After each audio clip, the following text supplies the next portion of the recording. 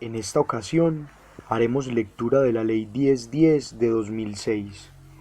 Esta ley es por medio de la cual se adoptan medidas para prevenir, corregir y sancionar el acoso laboral y otros hostigamientos en el marco de las relaciones de trabajo. El Congreso de Colombia decreta, artículo 1, objeto de la ley y bienes protegidos por ella. La presente ley tiene por objeto definir, prevenir, corregir y sancionar las diversas formas de agresión, maltrato, vejámenes, trato desconsiderado y ofensivo, y en general todo ultraje a la dignidad humana que se ejercen sobre quienes realizan sus actividades económicas en el contexto de una relación laboral privada o pública. Son bienes jurídicos protegidos por la presente ley el trabajo en condiciones dignas y justas, la libertad, la intimidad, la honra y la salud mental de los trabajadores, empleados, la armonía entre quienes comparten un mismo ambiente laboral y el buen ambiente de la empresa. Parágrafo. La presente ley no se aplicará en el ámbito de las relaciones civiles o comerciales derivadas de los contratos de prestación de servicios en los cuales no se presenta una relación de jerarquía o subordinación. Tampoco se aplica a la contratación administrativa. Pasamos ahora al artículo 2, que nos habla de la definición y modalidades de acoso laboral.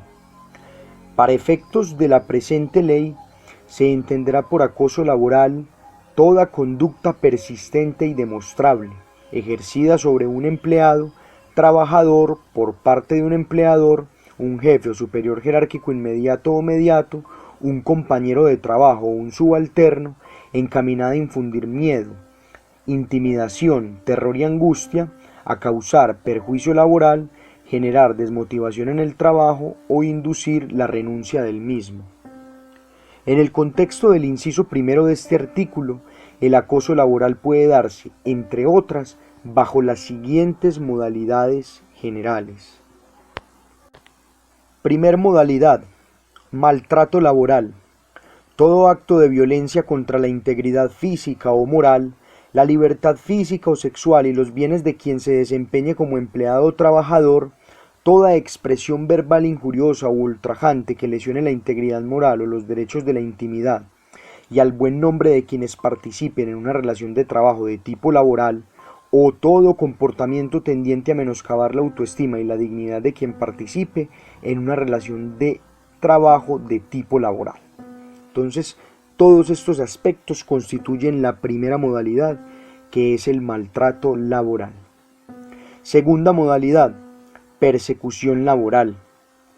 Toda conducta cuyas características de reiteración o evidente arbitrariedad que permitan inferir el propósito de inducir la renuncia del empleado o trabajador mediante la descalificación, la carga excesiva de trabajos y cambios permanentes de horario que puedan producir desmotivación laboral. Entonces, esos aspectos constituyen la segunda modalidad, que es la persecución laboral. Continuamos con la tercera modalidad: discriminación laboral. Es todo trato diferenciado por razones de raza, género, edad, origen familiar o nacional, credo religioso, preferencia política o situación social que carezca de toda razonabilidad desde el punto de vista laboral.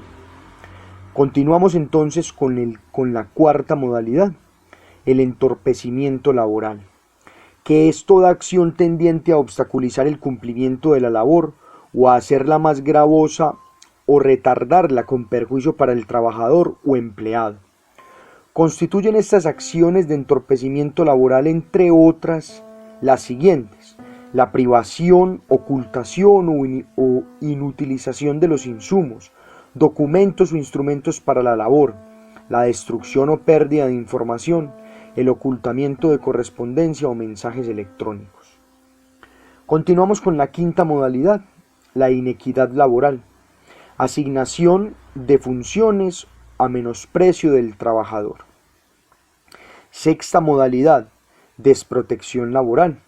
Es toda conducta tendiente a poner en riesgo la integridad y la seguridad del trabajador mediante órdenes o asignación de funciones sin el cumplimiento de los requisitos mínimos de protección y seguridad para el trabajador. Una vez vista la definición y las diferentes modalidades del acoso laboral, continuamos con el artículo 3, que nos habla de las conductas atenuantes. Son conductas atenuantes del acoso laboral las siguientes. A. Haber observado buena conducta anterior. B. Obrar en estado de emoción o pasión excusable o temor intenso o en estado de ira e intenso dolor. C.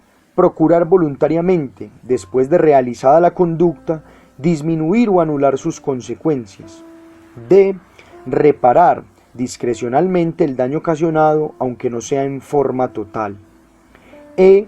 Las condiciones de inferioridad psíquicas determinadas por la edad o por circunstancias orgánicas que hayan influido en la realización de la conducta. El literal F fue declarado inexequible por la Corte Constitucional. G. Cuando existe manifiesta o velada provocación o desafío por parte del superior, compañero o subalterno. H. Cualquier circunstancia de análoga significación a las anteriores. Y un parágrafo dentro de este artículo.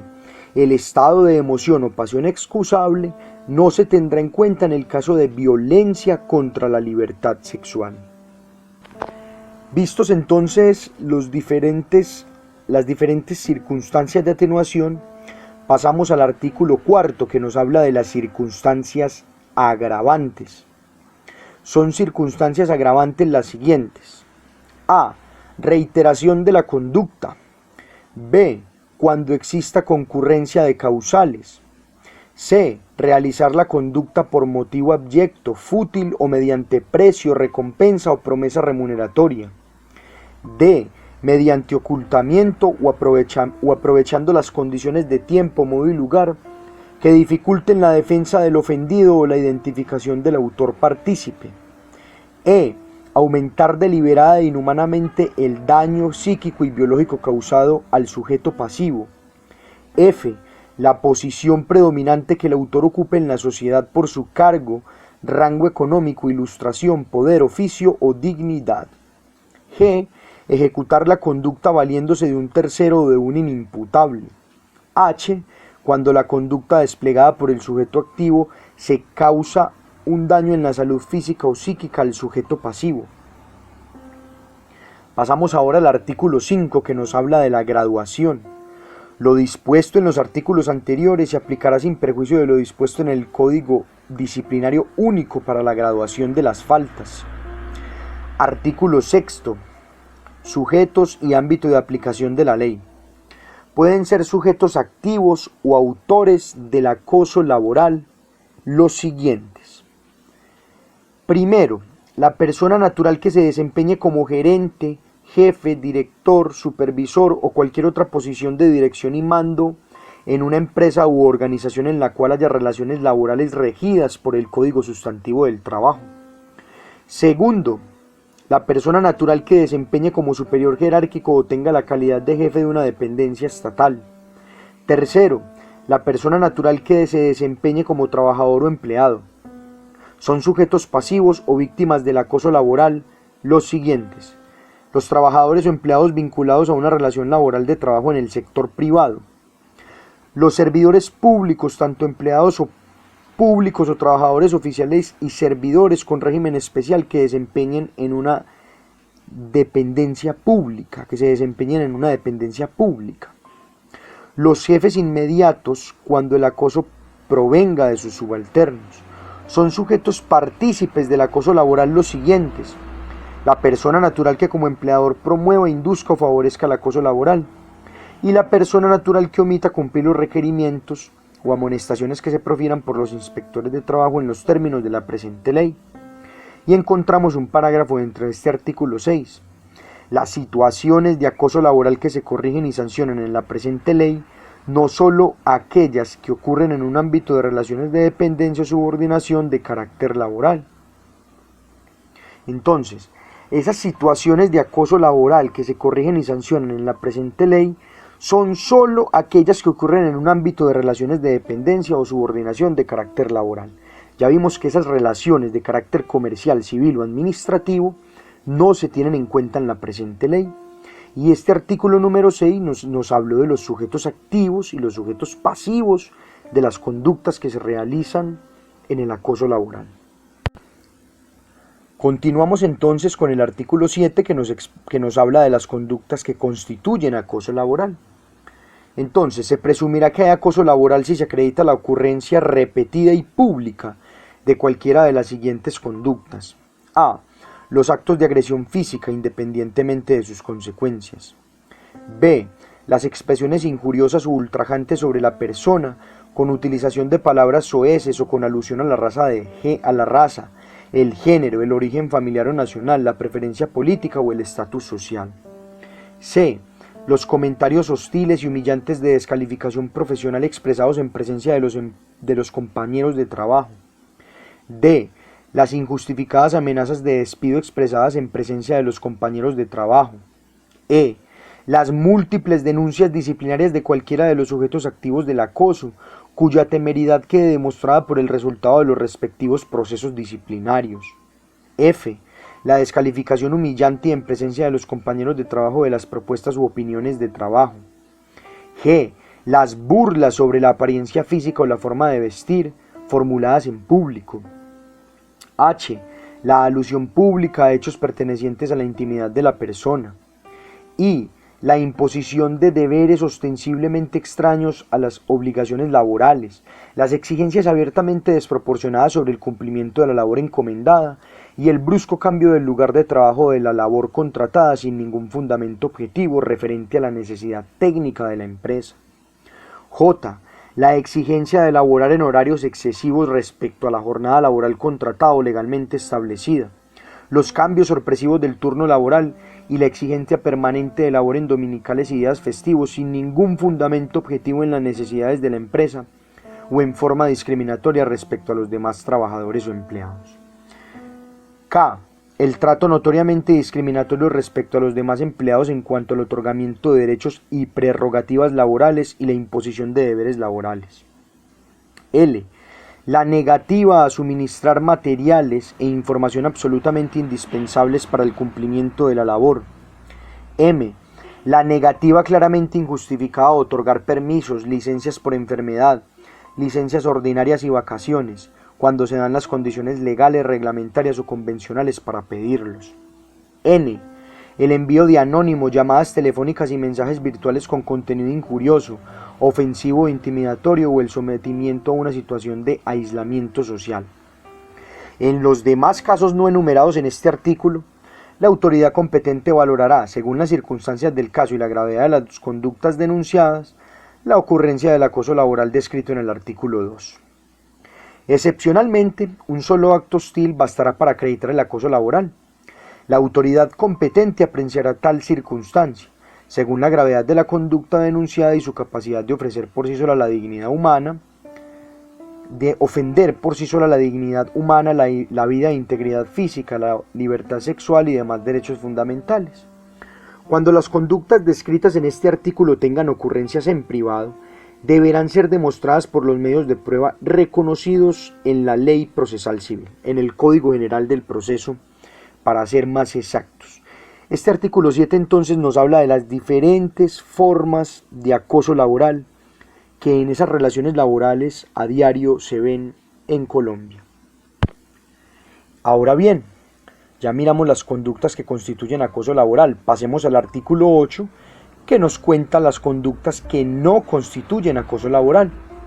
No constituyen acoso laboral bajo ninguna de sus modalidades las siguientes. A.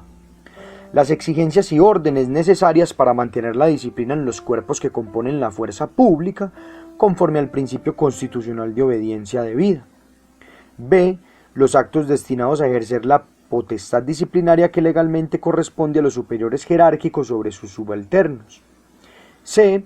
La formulación de exigencias razonables de fidelidad laboral o lealtad empresarial e institucional. D. La formulación de circulares o memorandos de servicio encaminados a solicitar exigencias técnicas o a mejorar la eficiencia laboral y la evaluación laboral de subalternos conforme a indicadores objetivos y generales del rendimiento. La solicitud de cumplir deberes extras de colaboración con la empresa o la institución, cuando sean necesarios para la continuidad del servicio o para solucionar situaciones difíciles en las operaciones de la empresa o la institución. Las actuaciones administrativas o gestiones encaminadas a dar por terminado el contrato de trabajo con base en una causa legal o una justa causa, prevista en el Código Sustantivo del Trabajo o en la legislación sobre la función pública. La solicitud de cumplir los deberes de la persona y el ciudadano, de que trata el artículo 95 de la Constitución. La exigencia de cumplir las obligaciones o deberes de que tratan los artículos 55 a 57 del Código Sustantivo del Trabajo, así como de no incurrir en las prohibiciones de que tratan los artículos 59 y 60 del mismo Código. Y las exigencias de cumplir con las estipulaciones contenidas en los reglamentos y las cláusulas de los contratos de trabajo. Y la exigencia de cumplir con las obligaciones, deberes y prohibiciones de que trata la legislación disciplinaria aplicable a los servidores públicos. Encontramos un parágrafo dentro de este artículo que nos dice: las exigencias técnicas, los requerimientos de eficiencia y las peticiones de colaboración a que se refiere este artículo deberán ser justificados, fundados en criterios objetivos y no discriminatorios. Bueno, vimos entonces en ese artículo vimos las conductas que no constituyen el acoso laboral. Esas conductas leídas en ningún caso serán constituyentes de acoso laboral. Pasemos ahora al artículo 9, medidas preventivas y correctivas del acoso laboral. Primero, los reglamentos de trabajo de las empresas e instituciones deberán prever mecanismos de prevención de las conductas de acoso laboral y establecer un procedimiento interno confidencial, conciliatorio y efectivo para superar las que ocurran en el lugar de trabajo. Los comités de empresa de carácter bipartito, donde existan, podrán asumir funciones relacionadas con acoso laboral en los reglamentos de trabajo. Segundo, la víctima del acoso laboral podrá poner en conocimiento del inspector de trabajo, con competencia en el lugar de los hechos, de los inspectores municipales de policía, de los personeros municipales o de la Defensoría del Pueblo, a prevención, la ocurrencia de una situación continuada y ostensible de acoso laboral. La denuncia deberá dirigirse por escrito en que se detallen los hechos denunciados y al que se anexa prueba sumaria de los mismos. La autoridad que reciba la denuncia en tales términos conminará preventivamente al empleador para que ponga en marcha los procedimientos confidenciales referidos en el numeral 1 de este artículo y programe actividades pedagógicas o terapias grupales de mejoramiento de las relaciones de quienes comparten una relación laboral dentro de una empresa. Para adoptar esta medida se escuchará a la parte denunciada. Tercero, quien se considere víctima de una conducta de acoso laboral bajo alguna de las modalidades descritas en el artículo 2 de la presente ley, podrá solicitar la intervención de una institución de conciliación autorizada legalmente a fin de que amigablemente se supere la situación de acoso laboral. Parágrafo 1 dentro de este artículo. Los empleadores deberán adaptar el reglamento de trabajo a los requerimientos de la presente ley, dentro de los 3 meses siguientes a su promulgación, y su incumplimiento será sancionado administrativamente por el Código Sustantivo del Trabajo. El empleador deberá abrir un escenario para escuchar las opiniones de los trabajadores en la adaptación de que trata este parágrafo, sin que tales opiniones sean obligatorias y sin que eliminen el poder de subordinación laboral. Parágrafo 2. La omisión en la adopción de medidas preventivas y correctivas de la situación de acoso laboral por parte del empleador o jefes superiores de la administración se entenderá como tolerancia de la misma. Parágrafo 3. La denuncia que se refiere al numeral 2 de este artículo podrá acompañarse de la solicitud de traslado a otra dependencia de la misma empresa si existiera una opción clara en ese sentido y será sugerida por la autoridad competente como medida correctiva cuando ello fuere posible. Continuemos entonces con el artículo 10, que va a mencionar el tratamiento sancionatorio al acoso laboral. El acoso laboral, cuando estuviere debidamente acreditado, se sancionará así. Primero, como falta disciplinaria gravísima en el Código Disciplinario Único cuando su autor sea un servidor público. Segundo, como terminación del contrato de trabajo sin justa causa, cuando haya dado lugar a la renuncia o el abandono del trabajo por parte del trabajador regido por el Código Sustantivo del Trabajo. En tal caso, procede la indemnización en los términos del artículo 64 del Código Sustantivo del Trabajo. Tercero, con sanción de multa entre 2 y 10 salarios mínimos legales mensuales para la persona que la realice y para el empleador que lo tolere. Cuarto, con la obligación de pagar a las empresas prestadoras de salud y las aseguradoras de riesgos profesionales el 50% del costo del tratamiento de enfermedades profesionales, alteraciones de salud y demás secuelas originadas en el acoso laboral. Esta obligación corre por cuenta del empleador que haya ocasionado el acoso laboral o lo haya tolerado, sin perjuicio a la atención oportuna y debida al trabajador afectado antes de que la autoridad competente dictamine si su enfermedad ha sido como consecuencia del acoso laboral y sin perjuicio de las demás sanciones consagradas en las normas de seguridad social para las entidades administradoras frente a los empleadores. Quinto, con la presunción de justa causa de terminación del contrato de trabajo por parte del trabajador particular y exoneración del pago de preaviso en caso de renuncia o retiro del trabajo. Sexto, como justa causa de terminación o no renovación del contrato de trabajo, según la gravedad de los hechos, cuando el acoso laboral sea ejercido por un compañero de trabajo o un subalterno. Parágrafo 1 dentro de este artículo. Los dineros provenientes de las multas impuestas por acoso laboral se destinarán al presupuesto de la entidad pública cuya autoridad la imponga y podrá ser cobrada mediante la jurisdicción coactiva con la debida actualización de valor. Parágrafo 2. Durante la investigación disciplinaria o el juzgamiento por conductas constitutivas de acoso laboral, el funcionario que la esté adelantando podrá ordenar motivadamente la suspensión provisional del servidor público, en los términos del artículo 157 de la Ley 734 del 2002, siempre y cuando existan serios indicios de actitudes retaliatorias en contra de la posible víctima. Ahora continuamos con el artículo 11, que nos habla de las garantías contra actitudes retaliatorias. Entiéndase estas actitudes retaliatorias como estas actitudes de represalias que tomará esta persona por esas denuncias o quejas que ponga el sujeto pasivo por ese acoso laboral por el que se está viendo vulnerado en su integridad. A fin de evitar actos de represalia contra quienes han formulado peticiones, quejas y denuncias de acoso laboral o sirvan de testigos en tales procedimientos, establezcas en las siguientes garantías. Primero, la terminación unilateral del contrato de trabajo o la destitución de la víctima del acoso laboral que haya ejercido los procedimientos preventivos, correctivos y sancionatorios consagrados en la presente ley, carecerán de todo efecto cuando se profieran dentro de los 6 meses siguientes a la petición o queja, siempre y cuando la autoridad administrativa, judicial o de control competente verifique la ocurrencia de los hechos puestos en conocimiento. Segundo, la formulación de denuncia de acoso laboral en una dependencia estatal podrá provocar el ejercicio del poder preferente a favor del Ministerio Público. En tal caso, la competencia disciplinaria contra el denunciante solo podrá ser ejercida por dicho órgano de control mientras se decida la acción laboral en la que se discuta tal situación. Esta garantía no operará cuando el denunciado sea un funcionario de la rama judicial.